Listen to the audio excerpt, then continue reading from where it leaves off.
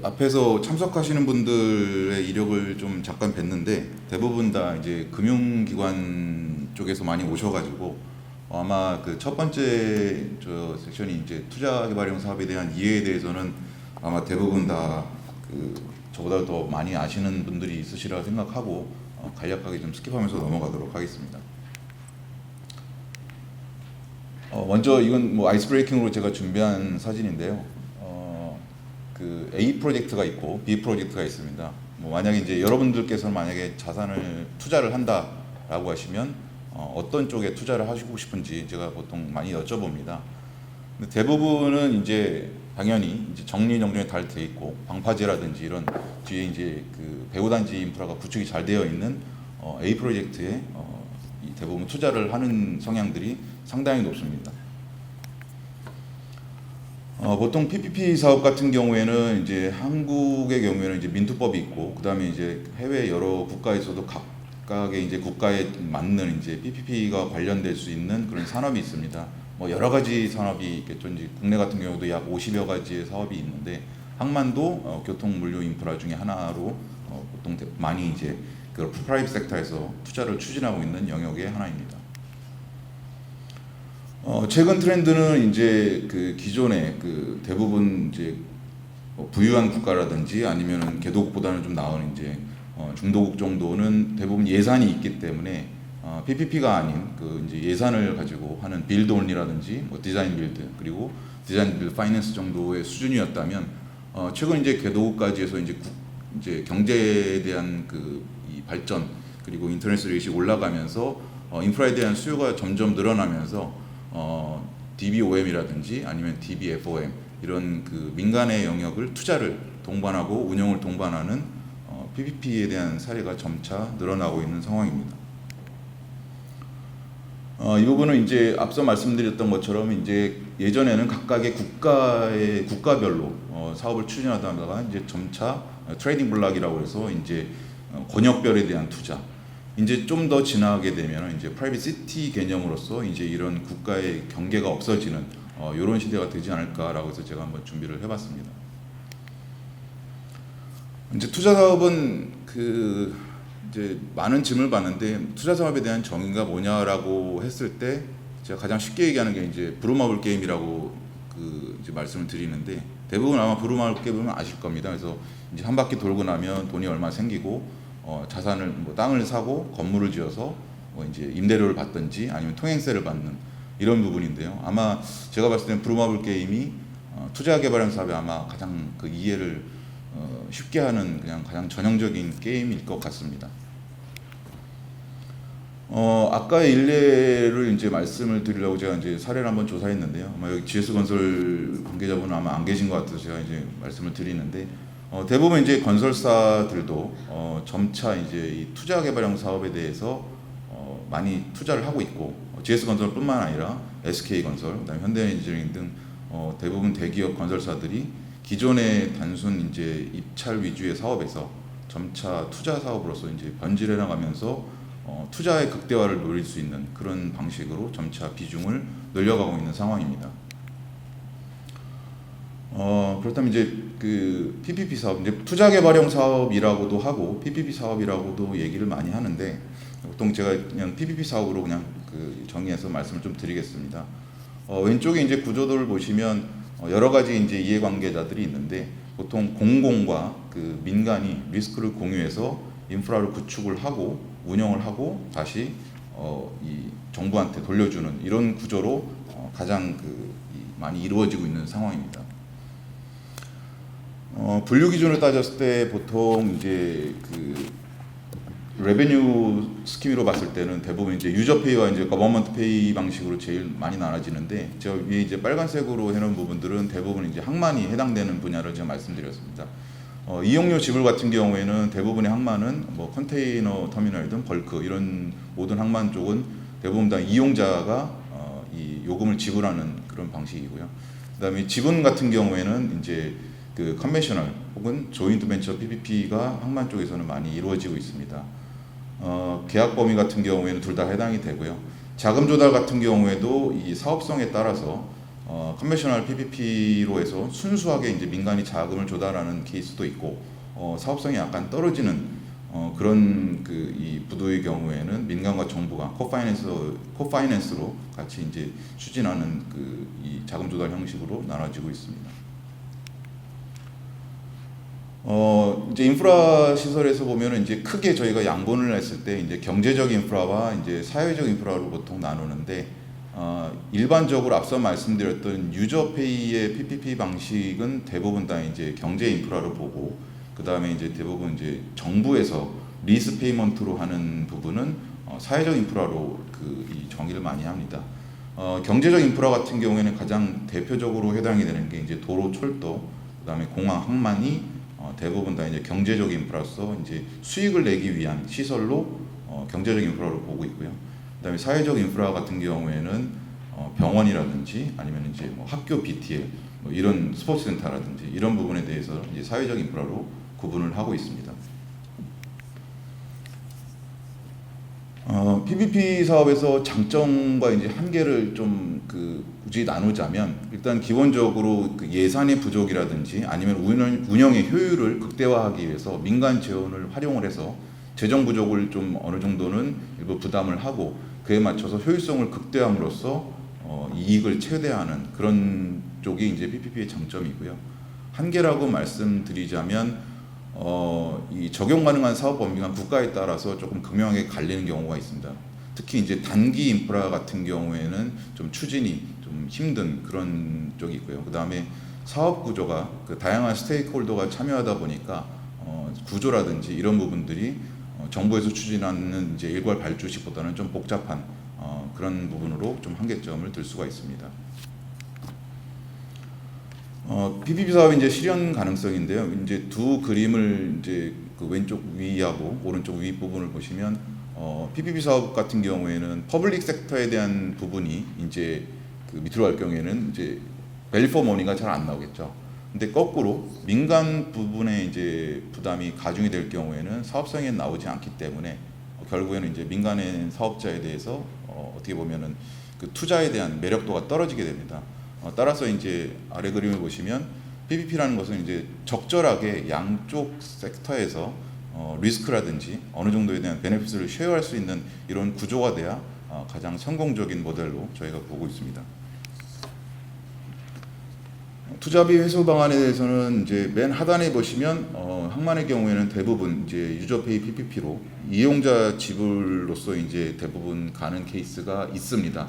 다만 이제 일부 이 사업성이 떨어지는 부분이나 어떻게 보면 이제 국가의 상황을 고려했을 때 두 번째 있는 이제 그 MRG라는 부분, 한국에서는 이제 한 10여 년 전에 그 적용을 했다 지금은 이제 폐지되었지만 최소 운영 수익 보장이라든지 아니면 이 부분만 아니라 이제 운영 기간 동안 그 애뉴어티 연금 방식으로 지불하는 그런 방식도 지금 혼용해서 사용하고 있습니다.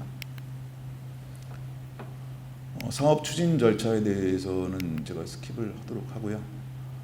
그렇다면 이제 정부 보조에 대한 이제 종류와 내용에 대해서 좀 말씀을 좀 드리도록 하겠습니다. 이제 정부 보조금으로 이제 지급하는 방식이 있고, 그다음에 이제 양어 기간에 대한 부분으로서 이제 양어 기간을 좀 조정해 주는 방식이 있는데, 국내 같은 경우에는 그 예전에 했던 방식 중에 이제 그 수익이 너무 안 나오는 일부 인프라에 대해서는 양어 기간을 좀 늘림으로써 어떻게 보면 이제 사업주들한테 사업성을 보장을 해줄 수 있는 그런 그 스킴도 많이 적용을 하는데, 장단점을 좀 말씀을 드리자면 양어기간이 길 경우에는 어느 정도 리파이낸싱을 통해서 지금 요즘 금리 같은 경우는 좀 힘들겠지만 이득이 좀 가능하고요. 그 다음에 이제 정부 지급형 PPP 같은 경우에는 기간이 늘어남으로써 이용료가 좀 줄어들기 때문에 지불 능력에 대한 부분들이 조금 높아질 수 있다라는 점이 있습니다.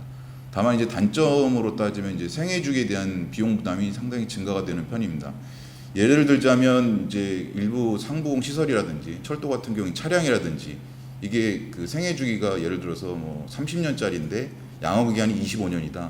그러면 25년 동안 이제 그 마진을 내고 빠지면 상관이 없겠지만 양어 기간이 만약에 50년으로 늘어날 경우에는 그만큼 재투자에 대한 그 시설 투자가 들어가다 보니까 오히려 생애 주기 이제 비용이 늘어나면서 사업성이 떨어지는 경우도 있고, 또한 이제 단순적으로 양어 기간을 늘렸을 경우에는 정부 입장에서는 이제 민간 사업자에 대한 과도한 이익으로 좀 그런 그 불이익이 이제 정부 쪽으로 갈 수 있는 상황이 있습니다.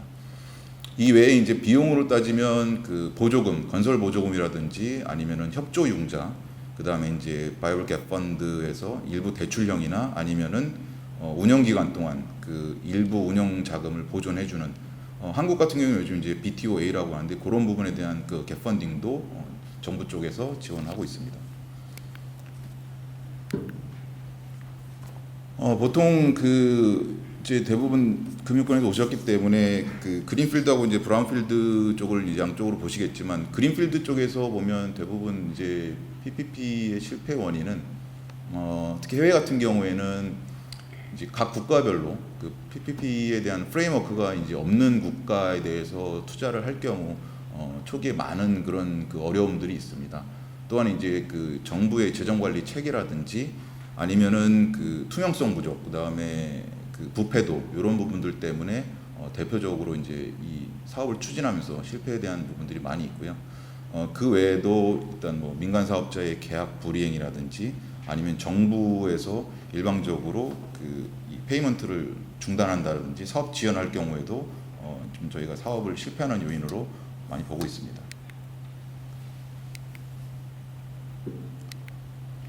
다음으로는 그 항만 분야의 PPP 진출 방안에 대해서 좀 말씀을 드리도록 하겠습니다. 이제 전 세계적으로 저희 이제 해외 쪽만 저희가 좀 자료를 좀 제가 모아봤는데요. 그 이제 밑에 도표를 보면서 좀 말씀드리도록 하겠습니다. 해외 시장에 대한 현황을 과거 10년 동안 제가 이제 자료를 보니까 오른쪽 그 하단에 이제 그래프를 보시면 라틴 아메리카하고 이제 서브사하라 아프리카 쪽에 가장 많은 그 이 금액의 투자가 이루어졌습니다. 대부분 이제 아프리카 쪽 같은 경우에는 중국이라든지 중국 쪽에서 이제 그 항만을 건설해주고 그 자원을 많이 이제 가져가기 위한 항만 건설을 함으로써 이제 그 부분이 많이 늘어났던 걸로 알고 있고요. 그 두 개의 지역에서 차지하는 비용이 전체의 약 한 60%를 차지하고 있습니다.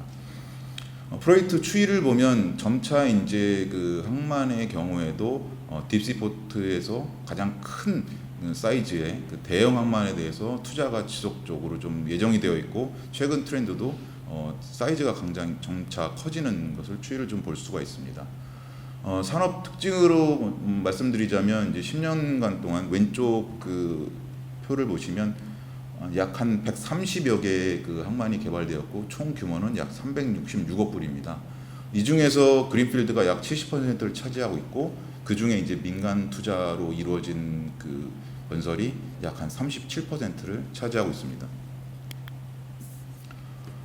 그러면 이제 항만 투자 개발 사업에 대한 필요성이 왜 있을까라는 부분에 대해서 그 왼쪽 하단 그래프를 보면서 좀 설명을 드리도록 하겠습니다.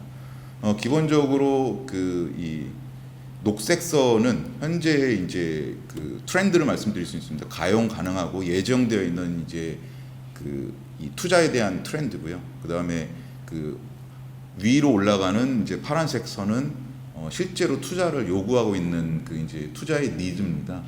그걸 따졌을 때 저희가 2040년도까지 항만 인프라 투자 갭을 전체를 저희가 그 누적으로 봤을 때는 약 5,500불 규모로 지금 현재 투자 동향 대비했을 때 약 한 33%가 더 필요한 것으로 지금 월드뱅크에서는 추산을 하고 있습니다.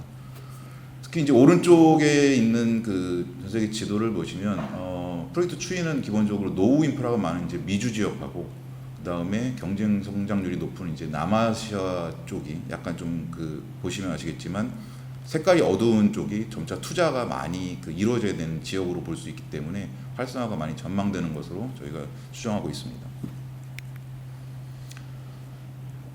그러면 이제 항만 그 PPP의 특성에 대해서 좀 말씀을 드리도록 하겠습니다.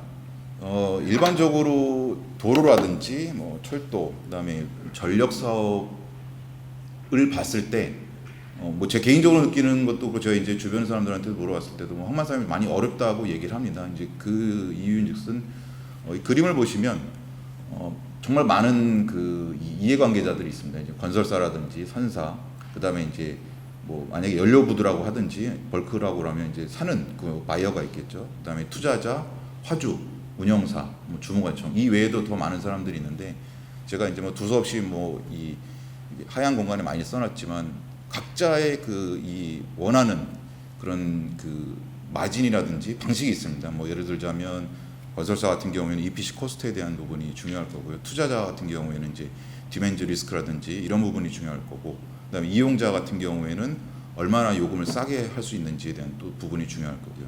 이런 그 다양한 부분을 저희 그림을 어떻게 표현할까 하다가 대부분 이제 한 3개 정도의 그 원이 되면 그 저희가 이제 교집합이라고 그러는데 이제 어느 정도는 뭉쳐지는 경우가 많이 생깁니다. 그래서 그게 결국에는 의사 결정을 하는 데 있어서의 저희가 이제 구심점이라고 얘기를 하는데, 이 부분들이 이제 맞춰지는 데는 조율이 어떻게 보면 조금 많이 힘든 분야가 또 항만 분야이지 않을까라고 해서 다음 장부터 이제 좀 설명을 드리도록 하겠습니다.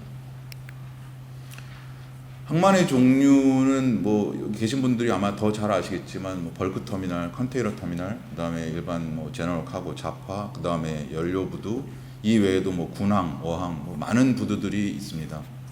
그 중에서 제가 오늘 뭐 이제 허락된 시간 동안 한 두세 개 정도에 대한 그 항만에 대해서 제가 이제 느끼고 이렇게 뭐 추진을 했으면 좋겠다라는 부분에 대해서 좀 간략하게 설명을 드리겠습니다.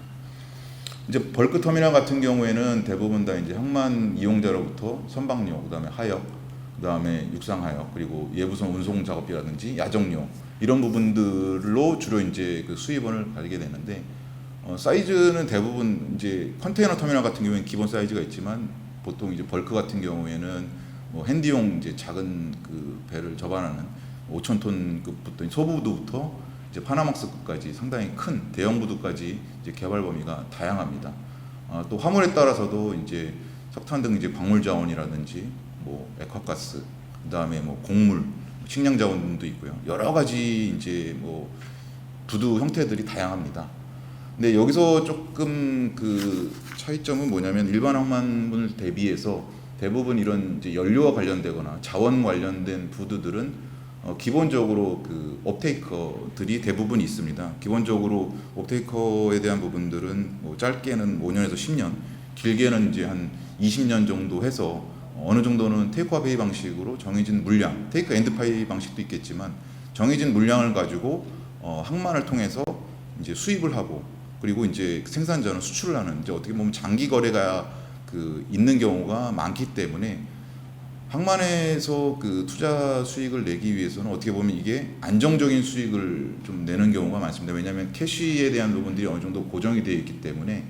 그래서 이제 진출 방안이라고 조금 그 제언을 드리자면, 예를 들어서 국내 옵테이커가 있을 경우에 저희가 이제 LTP라고 썼는데 롱텀 퍼체이스 어그리먼트에서 발생하는 현금 흐름이 안정적이고, 그렇기 때문에 이 업테이커를 어떻게 보면 이제 컨소시엄에 참여하고, 이걸 따라서 이제 현금 흐름의 안정성을 확보하고 또 코스트하고 수익률 절감을, 왜냐하면 현금 흐름이 안정적이기 때문에 기본적으로 할인율이라든지 수익률에 대한 그 기준도 조금 떨어질 수가 있기 때문에 서로 윈윈할 수 있는 그런 모델이지 않나 생각을 합니다.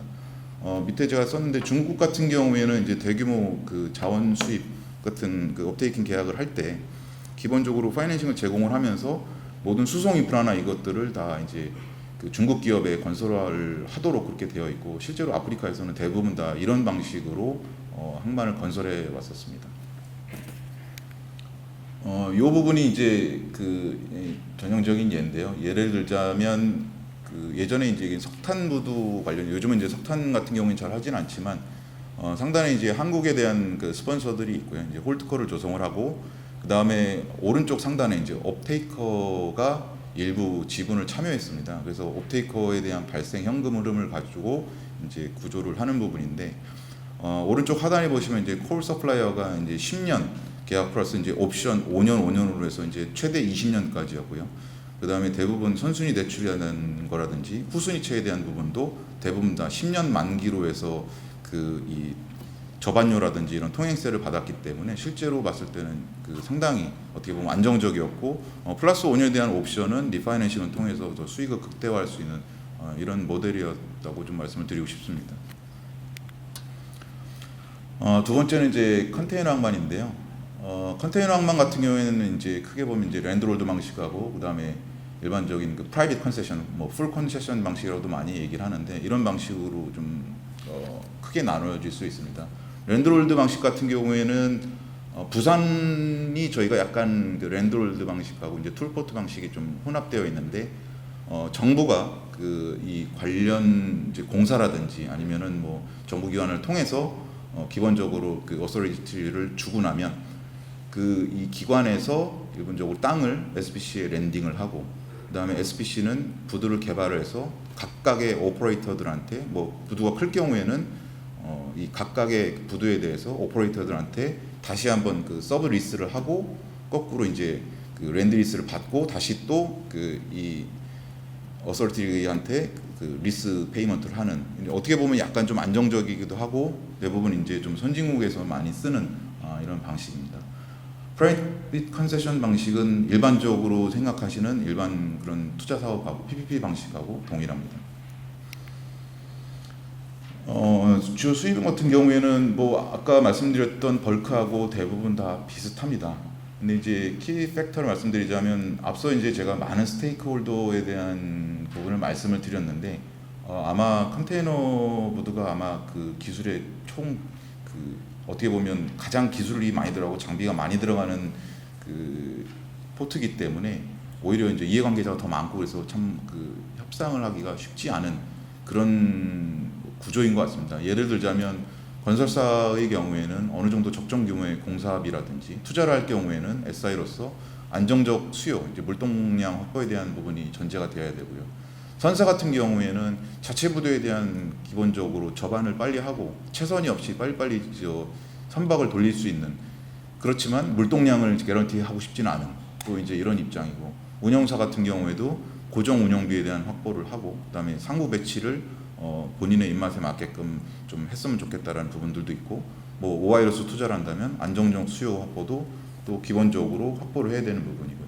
투자자의 경우에는 어찌 됐든 이게 대부분 다 유저페이 방식으로 하기 때문에 안정적 투자 수익을 위한 이제 그 지급 보증, 뭐 예를 들어서 물동량 보증이 된다든지 그게 안 되면 주주의 그 CDS 이게 안 되면 정부의 그에 맞는 뭐 개런티라든지 아니면 서브시디가 뭐 요구가 되는 이런 여러 가지 이제 이해관계들이 있습니다. 따라서 이제 그 간략하게 진출 방안을 좀 제안을 드리자면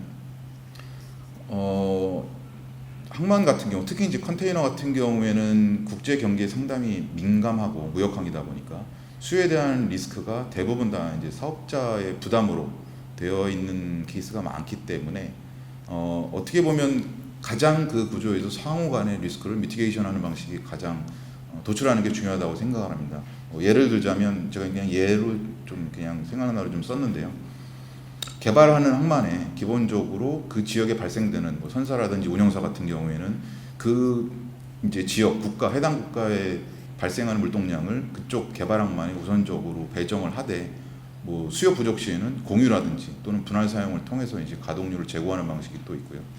그 다음에 이제 그 해당 지역의 최고적화된 이제 하부공, 상부공 계획도 또 필요할 것 같습니다. 예를 들자면 이제 건설사나 운영사가 기본적으로 그 공사비가 많이 들어가는 암벽 방식이나 아니면은 이제 뭐 반자동화, 자동화 방식을 선호하긴 하겠지만 현지 실정에 그게 맞지 않는다면 이 어느 정도는 수익률을 감안한 카펙스라든지 오펙스에 대한 부분을 현지 실정에 맞는 그런 부분에 대해서 대한 그 사업비 산출도 필요할 것 같고요. 그다음에 뒤에서 말씀드렸지만 이제 복합 항만 개발을 통한 이제 수요 리스크를 다른 쪽으로 좀 돌릴 수 있는 그런 이제 복합 개발에 대한 부분을 통해서 투자자를 모집하는 것도 하나의 방법일 것 같습니다. 그럼 이제 복합 개발에 대한 거를 좀 이제 말씀을 드리려고 하는데요. 그 항만 같은 경우에는 이제 무역항의 경우에 이제 단순 수출입을 위한 인프라라고 보실 수도 있지만 실제로 봤을 때는 아까 이제 앞서 발표하신 분들께서 보면 말씀하셨던 부분인데 이제 백업 시설 뭐 이제 해양진흥공사가 개발 배후가든지 개발한다 그러면 그 뒤에 백업 시설이라든지 전력 그다음에 2차 벤더 여러 가지 이제 산업 시설 관련들이 들어가는 이제 복합 인프라로 좀 해석을 할 수가 있습니다. 뭐 예를 들자면 연료 부두 같은 경우에는 저장 탱크, 뭐 발전소, 벙커링, 그다음에 이제 뭐 연료 관련 이제 가공 시설 등 이제 산업 단지가 있을 거고요. 뭐 어항 같은 경우에는 뭐 수산물 가공 공장이라든지 배후 주거단지 뭐도 해당이 될 것 같습니다. 다만 이제 이런 식으로 할 경우에는 이제 키팩터에서 보면 이게 복합 개발이다 보니까 한꺼번에 개발하면 가장 참 좋겠지만 그 개발 마스터 플랜부터 실제 개발까지 장기간 소요될 가능성이 높고 그다음에 연계적으로 이 단계별 개발에 대한 난이도가 상당히 높습니다. 또한 일부 시설 같은 경우에는 이제 뭐 어항이라든지 이런 부분 같은 경우에는 좀 비수익 시설일 가능성도 좀 높습니다. 따라서 이제 그런 비수익 시설 같은 경우에는 앞서 이제 수출입에서도 오셨지만 그런 블렌디드 파이낸스를 통한 OD 자금을 통해서 비수익 시설을 일부 이제 그 이 사업성이 떨어지는 부분에 대해서는 별도 발주를 한다든지 아니면은 블렌디드 파이낸스 통해서 이제 보완을 하는 게 최근 트렌드고요. 실제로 보면 개발 단계에서 마스터 플랜이나 각종 사업 개발비에 대해서는 이제 그 지원을 하고 있고 운영 단계에서는 보통 MDB 같은 경우에는 이제 PRG라고 해서 파셜 리스크 개런티라든지 아니면 해당 정부에 대해서 OD 자금을 지원해서 그 애니어티 서포트 방식으로 좀 복합 개발하는 방식도 좀 최근 많이 이루어지는 트렌드입니다. 다음으로는 짧게 저 공사 관련해서 소개하고 지원 방안에 대해서 말씀드리도록 하겠습니다. 저희 공사는 해양진흥공사와 똑같이 2018년도에 그 설립이 됐고요. 저희는 이제 국토부 산하기관으로서 해외건설 촉진법 1조에 따라서 저희가 설립이 되었습니다.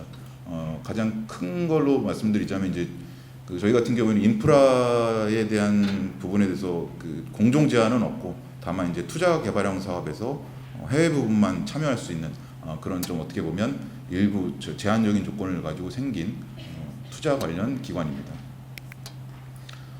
현재 그 12월자 기준으로 해서 저희 이제 법정 자본금은 5천억 그리고 이제 납입 자본금은 현재 4,236억이고요. 지금 내년 초까지 해서 저희가 그 2조 원 그 법정 자본금을 증액하는 걸로 지금 현재 법안 개정 중에 있습니다. 실제 주주로는 저희가 이제 그 대한민국 정부 기재부가 약 56%를 차지하고 있고요. 기타 이제 인프라 공기업이나 수출입은행 그리고 건설공제조합에서 나머지 지분을 보유하고 있습니다. 저희 같은 경우에는 이제 사업 기회 발굴부터 이제 최후에 이제 투자 실행하고 자산 매각까지 이제 전 단계에 걸쳐서 여기 와 계신 이제 개발하시는 분이나 이제 금융기관하고 저희가 협업을 좀 하고 있습니다. 저희 그 지원과 이제 FS에 대한 지원에 대한 부분을 간략하게 설명을 드리자면 카인드 지원에서 두 번째 줄에 보시면 저희는 이제 그 투자에 대한 조건은 은행이 아니기 때문에 대출을 제외한 나머지는 다 그 저희가 참여가 가능합니다. 예를 들자면 자본금이나 뭐 쉐어홀더스 론이나 채무증권, 펀드 같은 경우에도 이제 블라인드나 프로젝트 펀드 등 이제 다양한 쪽의 투자 지원이 가능하고요. 저희 지분증권 자본금을 말씀드렸는데 이 자본금에서는 저희가 인수금융을 위한 브라운필드에서에 대한 자본 투자도 마찬가지로 가능합니다. 저희가 이제 제공하는 그 국토부에서 위수탁을 받아서 그 저희가 타당성 조사를 지원을 하고 있는데 특징을 말씀드리자면 저희는 이제 초기 개발비를 지원을 하되 실제로 비소구 조건으로 지원합니다. 그리고 지원 금액은 이 타당성 조사에 최대 10억 원, 그리고 제안서 작성은 최대 이제 20억 원 정도로 하고 있고요. 이 타당성 조사에는 기본적으로 그 그린필드만 해당이 되는 게 아니라 브라운필드 등 이제 대체 투자에 대해서도 저희가 DD 비용도 저희가 지원이 가능합니다. 23년도에는 약 한 그 143억 정도의 저희가 예산을 확보하고 있고 내년에는 총 12개에서 15건 정도의 사업을 지원할 계획입니다. 저희가 그 설립하고 나서 한 4년 동안 저희가 한 18건의 총 5,400억 원 정도의 저희 투자를 지금 커밋하여 현재 집행 중에 있고요. 관련해서 이제 EPC 수준은 O&M을 제외하고 약 한 5.6조 원 정도를 지원을 하였습니다. GIF 같은 경우에는 이제 1호부터 7호까지 조성을 완료했고 대부분 다 이제 투자가 완료가 되었습니다. 특이한 점은 이제 4호 GIVF 같은 경우에는 호주 뉴캐슬 항만 이제 LNG 터미널 관련해서 저희가 투자를 한 사항이 있고요. 6호 같은 경우 5, 6호 같은 경우에는 아직 좀 그 어느 정도 좀 빈 곳이 있어서 예산이 좀 그 남은 게 있어서 혹시라도 오늘 이후에도 저희한테 뭐 좋은 프로젝트가 있으면 설명을 주시면 저희가 또 이 운용사에 좀 설명을 하는 기회를 만들도록 하겠습니다. 이외에도 이제 저희가 그 정책 펀드를 직접 운영하는, 그러니까 저희가 운영을 하는 거 아니고 저희가 그 이 대표 기관으로서 저희가 투자하고 있는 게 PIS 펀드라는 부분이 있습니다. PIS라고 해서 이제 플랜트 인프라 그리고 스마트 시티 그다음에 이제 제한형 펀드로 이루어져 있고 총 규모는 1종 수익권자인 이제 인프라 공기업 4,500억 하고 2종 수익권자인 그 카인드가 1,500억 해서 모펀드를 6,000억을 조성하였고 이외에 이제 증권사 그다음에 운용사 기타 이제 민간 투자자의 매칭을 해서 저희가 1.5조 원 정도를 저희가 그 모집을 했습니다. 항만 분야에서 해당되는 부분들은 기본적으로 인프라 펀드에 가장 해당이 많이 되고요. 아까 말씀드렸던 이제 복합 개발에 대해서는 스마트 시티 개발에 대한 부분으로 또 가능합니다. 또한 이제 기존 자산 인수에 대해서는 그 제한형 펀드에서 이 항만 분야의 참여도 가능한 것으로 지금 보고 있습니다. 스마트 시티 펀드에서는 이제 저희가 그 ICD 물류센터 관련해서 아마존 물류센터에 대한 부분에 지분 투자를 한 사례가 있습니다. 마지막으로 그 저희 지원 사항 중에 저희가 그 G2G라고 해서 정부 대 정부 간에 대한 그 이 플랫폼에 대한 것을 가지고 저희가 지금 현재 그 사업을 추진하고 있고 이 외에도 지금 파라과이에서 철도 사업을 지금 똑같은 모델로 하고 있는데 실제로 보면 이 이제 방글라데시 예를 들자면 방글라 정부하고 저희하고 조인트 PPP 플랫폼이라는 그 공동 협의체를 구성을 해서 상호 간의 프로젝트를 선정을 하고 실사하고 협상을 거쳐서 최종 승인을 해서 저희 카인드와 컨소시엄이 이제 계약 체결하는 구조로 저희가 현재 진행을 하고 있고 1차 이제 19년도 4월 달에 MOU 체결 이후에 현재 4차까지 저희가 진행을 했고 총 4개 프로젝트에 대해서 약 한 105억 불 정도의 일단 우선 협상권을 가지고 진행하고 있습니다. 네, 이렇게 여태까지 말씀을 드렸는데 그 많이 오셨지만 저희 이제 금융권 외에도 디벨로퍼든 저희 인프라 그리고 항만 분야에서 그 사업이 좋은 사업이 있거나 지원이 필요하신 분들은 연락을 주시면 저희가 이제 관련 부서에 그 배정을 해서 저희가 펀드가 됐든 지분 투자가 됐든 아니면 브라운필드 대체 투자가 됐든 저희가 도와드릴 수 있는 그런 기관이 되도록 노력하겠습니다. 네, 들어주셔서 감사합니다.